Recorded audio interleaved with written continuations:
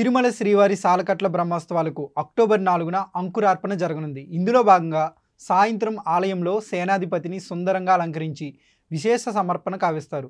అనంతరం రాత్రి 7 గంటలకు మాడవీధుల గుండా ఊరేగింపు నిర్వహిస్తారు. తర్వాత రంగనాయక మండపంలో ఆస్థానం నిర్వహిస్తారు. యాగశాలలో అర్చక స్వాములు కైంకర్యాలు నిర్వహించి అంకురార్పణ బీజవాపం నిర్వహిస్తారు. దీంతో స్వామివారి బ్రహ్మోత్సవాలు మొదలవుతాయి. అక్టోబర్ 5న సాయంత్రం 5:45 నుంచి 6 గంటల మధ్యలో మీన లగ్నంలో ధ్వజారోహణం, రాత్రి పెద్ద శేషవాహనాలతో వాహన సేవలు ప్రారంభం కానున్నాయి. శ్రీవారి సాలకట్ల బ్రహ్మోత్సవాలకు కంకణ భట్టాచార్యులుగా గోవిందచార్యులు వ్యవహరిస్తారు. రేపటి నుంచి శ్రీవారి సాలకట్ల బ్రహ్మోత్సవాలు ప్రారంభం కానున్నాయని, ఇప్పటికే ఉత్సవ ఏర్పాట్లను పూర్తి చేశామని టీటీడీఈఓ శ్యామలరావు తెలిపారు. ప్రతిరోజు వాహన సేవలు ఉదయం 8 గంటలకు, రాత్రి 7 గంటలకు ప్రారంభం అవుతాయని తెలిపారు. గరుడ వాహన సేవ 8వ తేదీ రాత్రి జరుగుతుందన్నారు. వాహన సేవ దర్శనంతో పాటు మూల విరాట్ దర్శనం భక్తులకు సంతృప్తికరంగా కల్పిస్తామని చెప్పారు.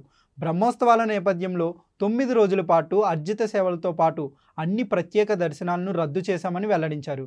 అలాగే వీఐపీ సిఫార్సు లేఖలు ఈ 9 రోజులు పరిశీలించబోమని చెప్పారు.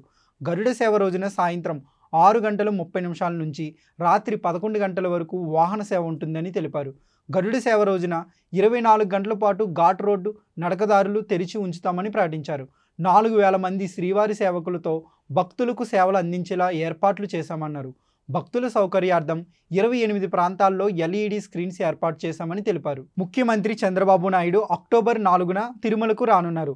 బ్రహ్మోత్సవాల సందర్భంగా సతీ సమేతంగా శ్రీవారికి పట్టు వస్త్రాలను చంద్రబాబు సమర్పించనున్నారు. అక్టోబర్ 4న సాయంత్రం 4 గంటలకు విజయవాడ నుంచి రేణిగుంట ఎయిర్పోర్టుకు సీఎం బయలుదేరనున్నారు. రాత్రి 9 గంటలకు శ్రీవారి బ్రహ్మోత్సవాల సందర్భంగా సతీ సమేతంగా పట్టు వస్త్రాలు సమర్పిస్తారు. రాత్రికి తిరుమలలోనే బస చేయనున్నారు.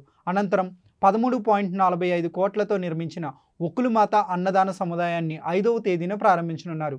2025 టీటీడీ క్యాలెండర్ డైరీలను ఆవిష్కరించనున్నారు చంద్రబాబు.